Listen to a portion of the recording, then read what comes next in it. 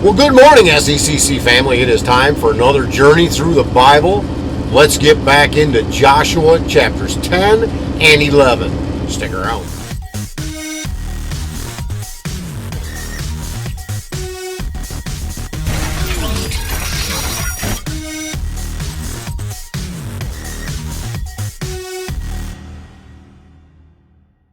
Joshua chapter 10. As soon as Adoni-Zedek, king of Jerusalem, heard how Joshua had captured Ai and had devoted it to destruction, doing to Ai and its king as he had done to Jericho and its king, and how the inhabitants of Gibeon had made peace with Israel and were among them, he feared greatly, because Gibeon was a great city, like one of the royal cities, and because it was greater than Ai, and all its men were warriors. So Adoni-Zedek, king of Jerusalem, sent to Hoham, king of Hebron, and Piram, king of Jarmuth, to Japhia, king of Lachish, and to Debir, king of Eglon, saying, Come up to me and help me, and let us strike Gibeon, for it has made peace with Joshua and with the people of Israel. Then the 5 kings of the Amorites, the king of Jerusalem, the king of Hebron, the king of Jarmuth, the king of Lachish, and the king of Eglon, gathered their forces and went up with all their armies and encamped against Gibeon, and made war against it. And the men of Gibeon sent to Joshua at the camp in Gilgal, saying, Do not relax your hand from your servants. Come up to us quickly, and save us and help us, for all the kings of the Amorites who dwell in the hill country are gathered against us. So Joshua went up from Gilgal, he and the people of war with him, and all the mighty men of valor. And the Lord said to Joshua, Do not fear them, for I have given them into your hands. Not a man of them shall stand before you. So Joshua came upon them suddenly, having marched up all night from Gilgal. And the Lord threw them into a panic before Israel, who struck them with a great blow at Gibeon, and chased them by the way of the ascent of Beth Horon, and struck them as far as Azekah and Makkedah. And as they fled before Israel, while they were going down the ascent of Beth Horon, the Lord threw down large stones from heaven on them, as far as Azekah, and they died. There were more who died because of the hailstones than the sons of Israel killed with the sword. At that time Joshua spoke to the Lord in the day when the Lord gave the Amorites over to the sons of Israel, and he said in the sight of Israel, Sun, stand still at Gibeon, and moon in the valley of Ajalon. And the sun stood still, and the moon stopped, until the nation took vengeance on their enemies. Is it not written in the book of Jasher, the sun stopped in the midst of heaven, and did not hurry to set for about a whole day? There has been no day like it before or since, when the Lord heeded the voice of a man, for the Lord fought for Israel. So Joshua returned, and all Israel with him, to the camp at Gilgal. These 5 kings fled and hid themselves in the cave at Makkedah. And it was told to Joshua, The 5 kings have been found, hidden in the cave in Makkedah. And Joshua said, Roll large stones against the mouth of the cave, and set men by it to guard them. But do not stay there yourselves. Pursue your enemies. Attack their rear guard. Do not let them enter their cities, for the Lord your God has given them into your hand. When Joshua and the sons of Israel had finished striking them with a great blow until they were wiped out, and when the remnant that remained of them had entered into the fortified cities, then all the people returned safe to Joshua in the camp at Makkedah. Not a man moved his tongue against any of the people of Israel. Then Joshua said, Open the mouth of the cave and bring those 5 kings out to me from the cave.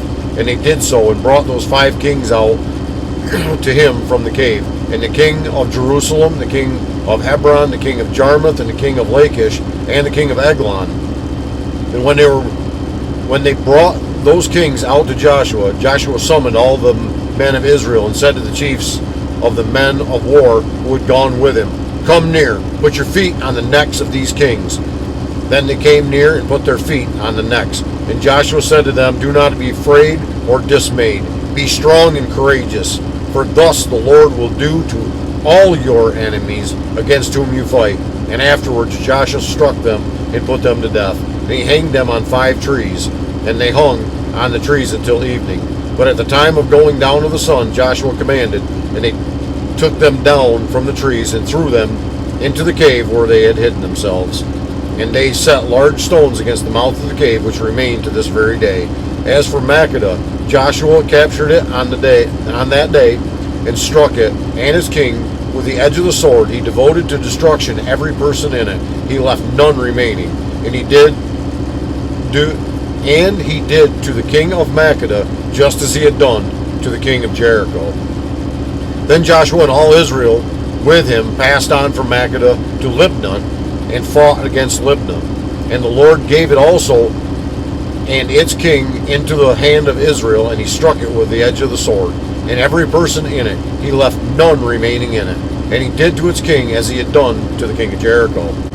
Then Joshua and all Israel with him passed on from Libnah to Lachish, and laid siege to it, and fought against it.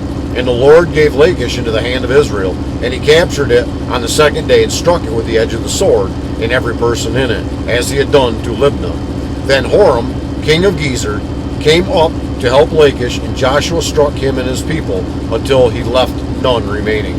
Then Joshua and all Israel with him passed on from Lachish to Eglon, and they laid siege to it and fought against it. And he captured it on that day and struck it with the edge of the sword, and he devoted every person in it to destruction that day, as he had done to Lachish. Then Joshua and all Israel went with him from Eglon to Hebron, and they fought against it, and captured it and struck it with the edge of the sword, and its king, and its towns, and every person in it. He left none remaining, as he had done to Eglon. He devoted it to destruction, and every person in it. Then Joshua and all Israel with him turned back to Debir, and fought against it. And he captured it with its king, and all its towns, and they struck them with the edge of the sword, and devoted to destruction every person in it. He left none remaining, just as he had done to Hebron and Libnah and its king, so he did to Debir and to its king. So Joshua struck the whole land, the hill country and the Negeb, and the lowland and the slopes, and all their kings. He left none remaining, but devoted to destruction all that breathed, just as the Lord God of Israel commanded. And Joshua struck them from Kadesh Barnea as far as Gaza, and all the country of Goshen as far as Gibeon. And Joshua captured all these kings and their land at one time, because the Lord God of Israel fought for Israel. Then Joshua returned, and all Israel with him, to the camp at Gilgal. Joshua 11.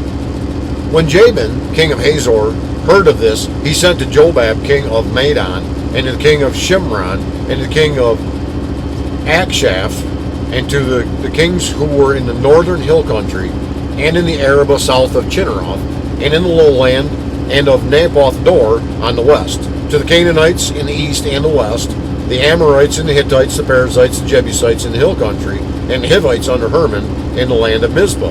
And they came out with all their troops, a great horde in number like the sand that is on the seashore, with every man horses and chariots. And all these kings joined their forces and came and encamped together at the waters of Merom to fight against Israel. And the Lord said to Joshua, "Do not be afraid of them, for tomorrow at this time I will give over all of them slain to Israel. You shall hamstring their horses and burn their chariots with fire." So Joshua and all his warriors came suddenly against them by the waters of Merom and fell upon them. And the Lord gave them into the hand of Israel, who struck them and chased them as far as Great Sidon in Mizrath Maim, and eastward as far as the valley of Mizpah. And they struck them until he had none remaining. And Joshua did to them just as the Lord said to him. He hamstrung their horses and burned their chariots with fire. And Joshua turned back at the time and captured Hazor and struck its king with the sword, for Hazor formerly was the head of all those kingdoms. Then they struck with the sword all who were in it, devoting them to destruction. There was none that breathed, and he burned Hazor with fire.